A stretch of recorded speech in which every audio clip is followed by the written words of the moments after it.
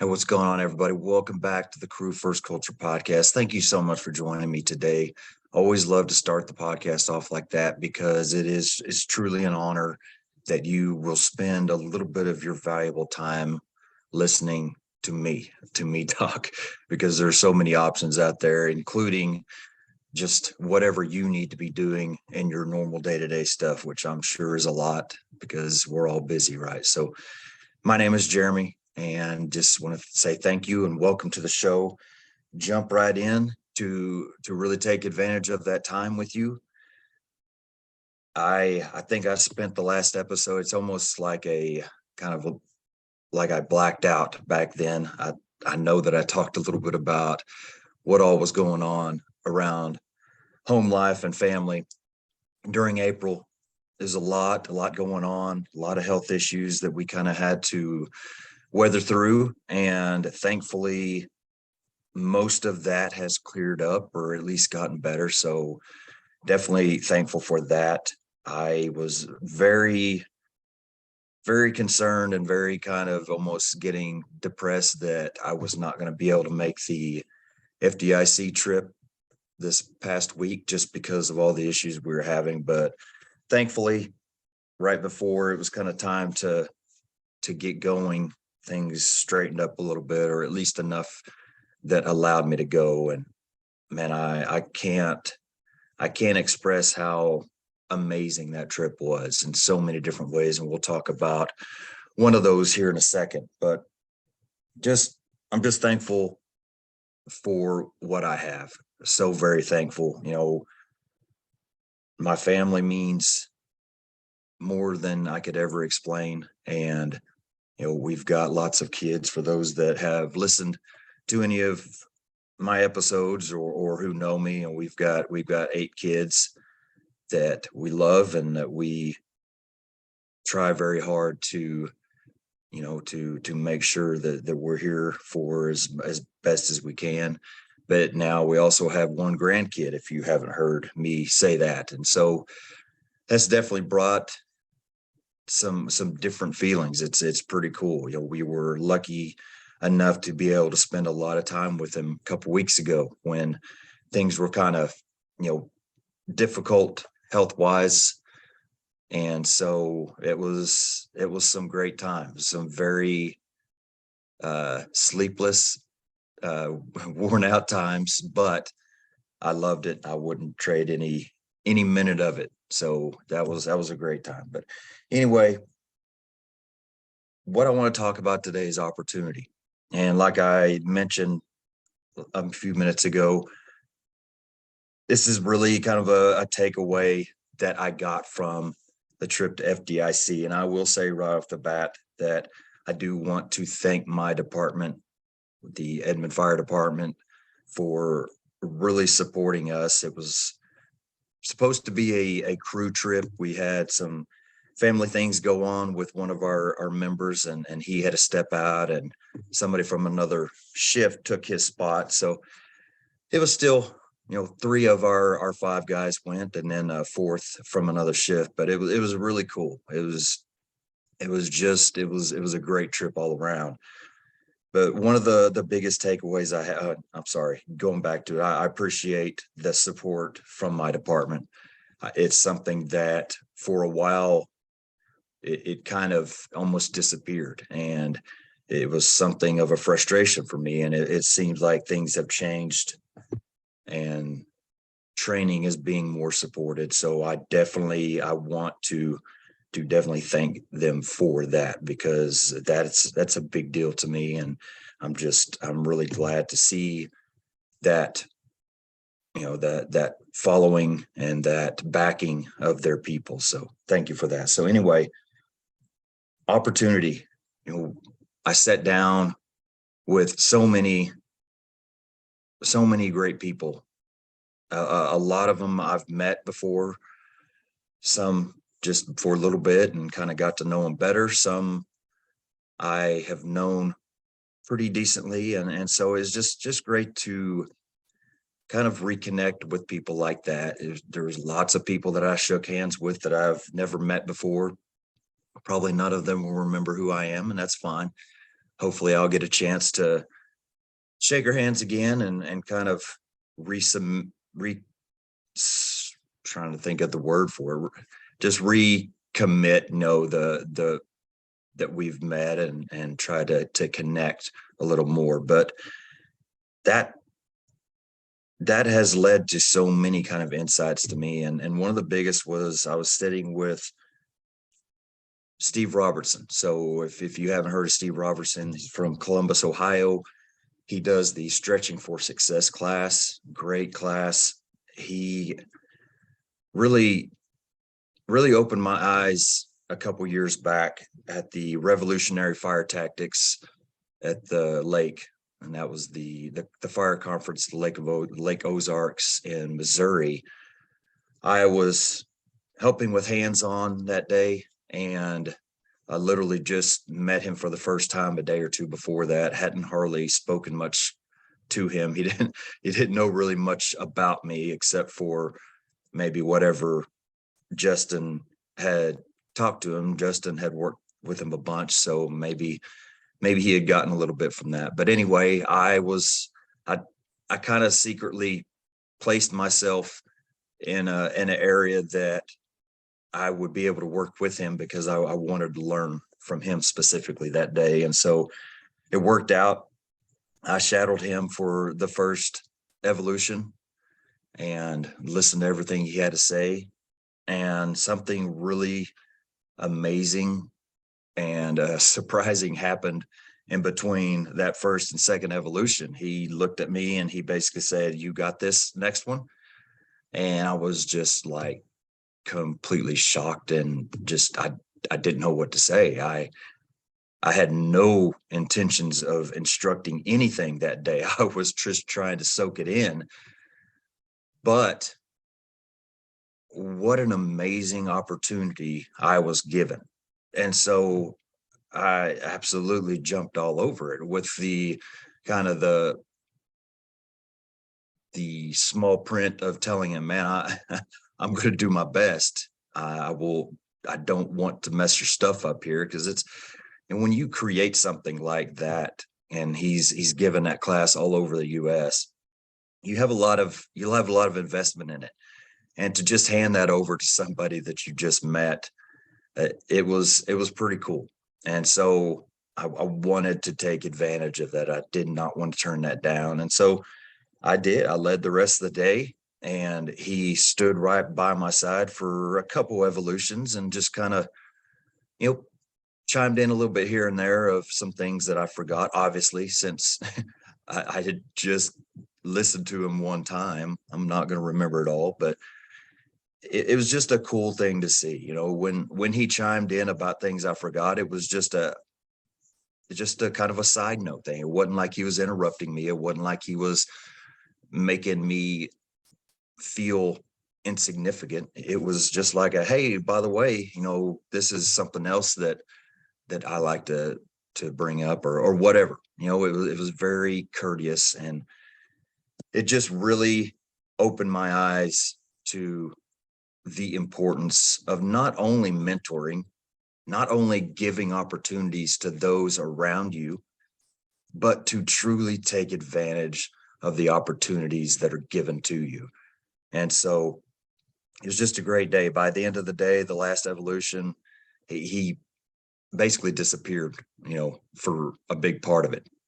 And that made me feel great, because that showed me that I was doing good enough that he had confidence in me to kind of take it over for that time period. So it was just a great situation for me to learn so many different little things about, just the art of mentoring and the ability to take advantage of the opportunities you're given. And so I sat down with him again this last week, and that situation came up again, and I just wanted to tell us, like, every time it's brought up, I feel like I have to tell him how much that meant to me, because it truly was a big deal. And something he said to me just really kind of, again, spoke very loudly. And he basically said to me, everybody gets opportunities. We all have opportunities. Everybody in this room, and we were in some, restaurant bar that was absolutely packed from one end to the other. And he's like, everybody in here gets opportunities all the time, but what are they doing with it? You had that opportunity, you were given that opportunity, and you took advantage of it. And that it truly, it was a big deal. It completely could have had a different ending if I said, man, I'm just not really comfortable yet. I'd like to watch for a little bit longer, or I'm just here kind of soaking things up. I didn't want to be a whatever. If I turn that down, I can't imagine the ripple effect that it would have had. But that's the truth. We are given opportunities every day, and that's opportunities for all kinds of things.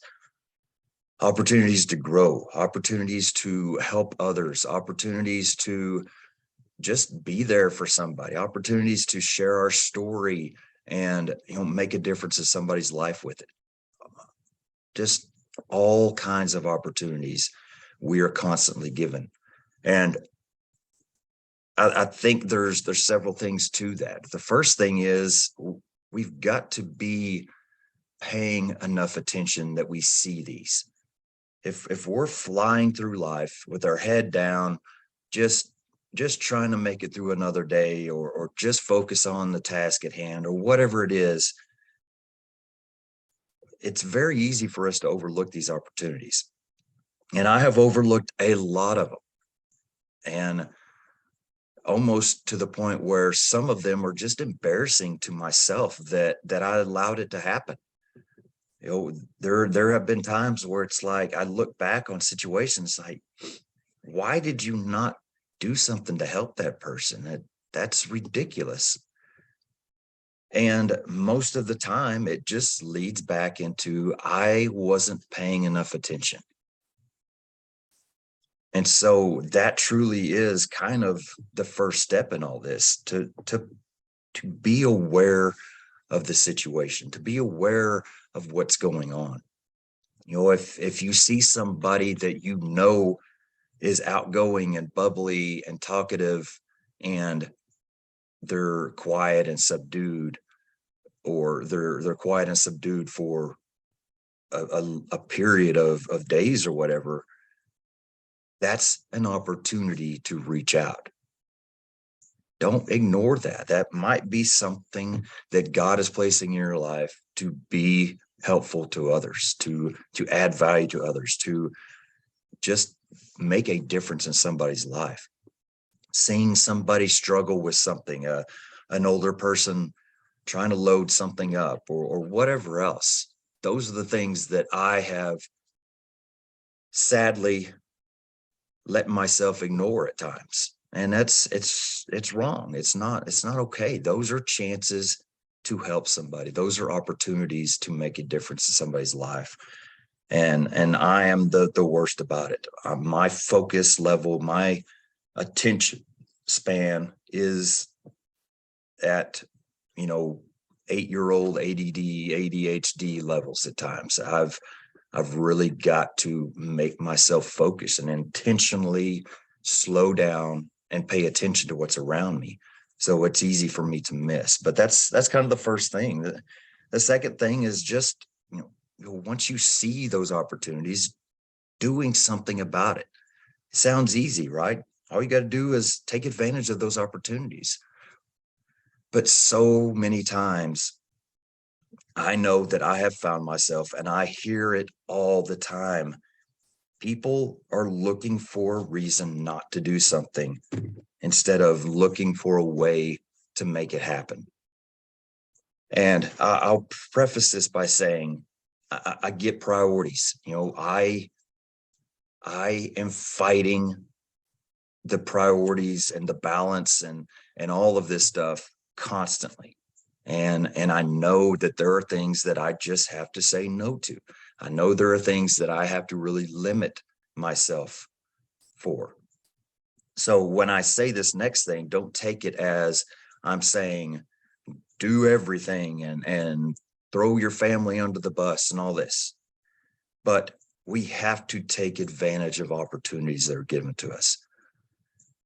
And when I say that, like I just kind of mentioned, there is some give and take to that. I'll just throw this out here. So one of the most amazing blessings, one of the most amazing opportunities I have ever been given has been recently when I've been asked to be a part of the TRT, which is the tactical resiliency training team that Rick George, Dave Gillespie, they started. They've been doing classes, started out with, I believe, 8-hour classes and went to 12 and now they're going through 24 hours straight of classes, just teaching resiliency and helping people through just all kinds of stuff. And I know that this is the team that I've talked about on here before. They are absolutely amazing people. I wanted to work out a way just to meet them, last month or I guess a couple months ago now. And because of that opportunity that I made happen, just making sure that I got out there to meet them, God has placed lots of other opportunities in my path. And one of those opportunities is being asked to be a part of that team. And I cannot explain how much of an honor that is, because I am in awe of these people. These people are just, they're amazing. Each of them are horribly scarred by life, have faced challenges that, would make a lot of people shrivel up and die. But they are fighters, and they are people that continue to win the challenges that are put in front of them. And man, they're strong people, so strong. And I'm not talking about physically, which most of them are pretty impressive human beings physically as well, but such strong personalities, such strong will. But at the same time, these are the most humble and vulnerable people I've ever met. And that is exactly who I'm drawn to. It's like a magnet for me. I want to be around those people. And so being asked to be a part of that cadre, that tribe, really is the best way to describe them. It's very intimidating. Yeah, I just wrote one of them earlier this morning and told them that it's very intimidating to come in as somebody new to a group that's like that. They're so connected and committed to each other. But man, it is so exciting to have those people on your side, to be a part of that. It's just, I can't truly put it in words. But anyway, Rick invited me to their 24-hour class at MAFC here in a couple weeks in Atlanta. And this was something I had no plans for. I didn't even submit. I wish I submitted to the conference, but I didn't. So there was no chance of me going. I had no plans of it. And so he offered that to me. And as soon as he offered it to me, I knew this was an opportunity that I had to jump on. And so what does that mean? What does that truly mean to me? What does that tell me? That tells me that I have to take that opportunity. So if there are other things that I need to drop or I need to step away from so that I can rebalance those scales with my family, that needs to happen, because this is not an opportunity that I can waste. I have to make this trip. And so that's exactly kind of the conversation that my wife and I had. Is I just try to impress upon her how how special this invitation was, and how almost like I am I have something laid on my heart that this is something I need to be a part of. And so, that's kind of where it went. Were there some things that I needed to take a step back from? Luckily, May was, pretty well open. I didn't have any, other trips planned. So it worked out really good. But that's the difference. I'm not saying jump on any and every opportunity. I'm not saying to totally throw priorities out the window and family time out the window. I I truly don't see how a lot of these people on the circuit make it through family life and shift life as much as they're gone. I don't. I'm not. I have nothing bad to say about it. They're making it work, and they're sharing a message. It's awesome. It just it's hard for me to understand how all that works, because I don't feel like I could ever balance it all out, but they make it work. I can't. But that's just the thing. We're all different. We all prioritize things differently. We all have different size families and different personalities of families. And so we just have to figure out a way to make it all work, to keep it all in balance.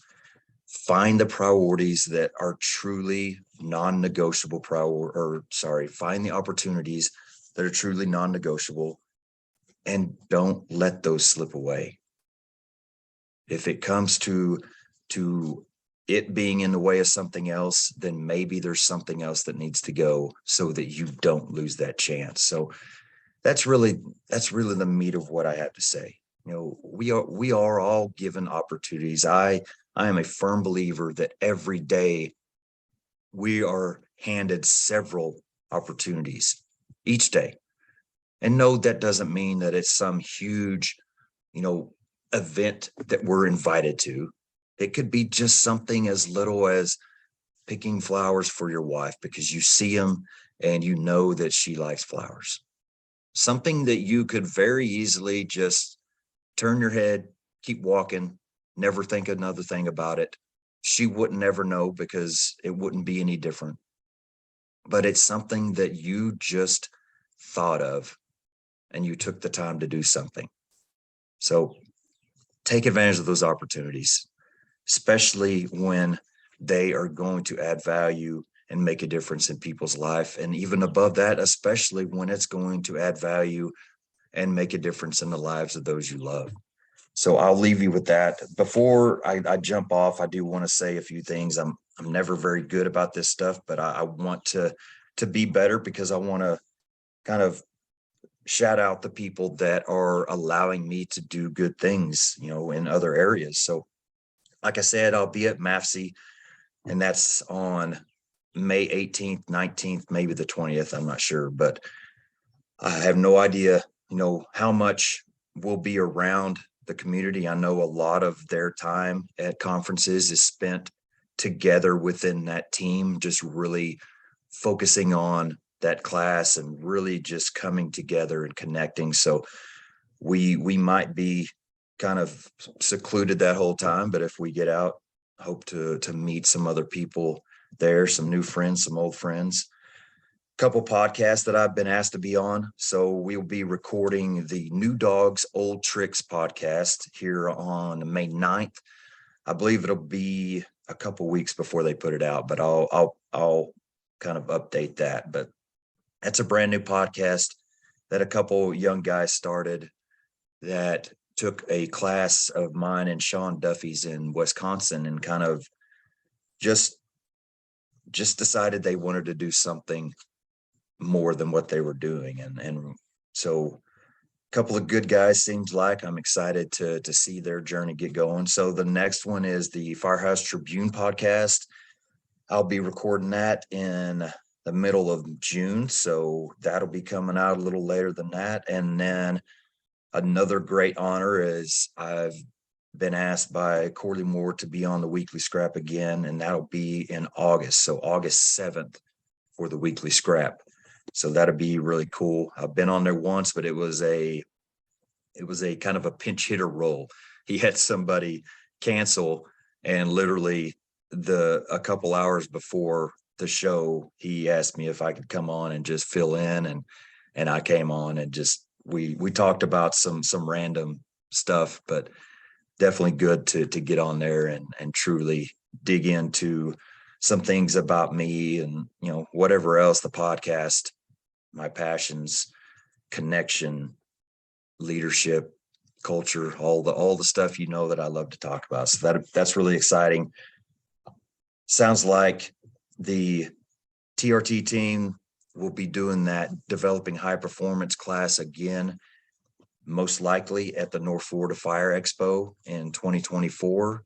I believe it's in February this time. I'll try to get those dates, but if that is something you're interested in, keep an eye out for that, because there are only usually about 20 spots and they go very fast. So I will update that as I get some more concrete information on that. So just a few things there. And I'll leave you with this, one of my favorite quotes from one of my favorite people that have so many quotes out there, Coach John Wooden. He says, when opportunity arrives, it's too late to prepare. Keep yourself prepared. Keep yourself ready.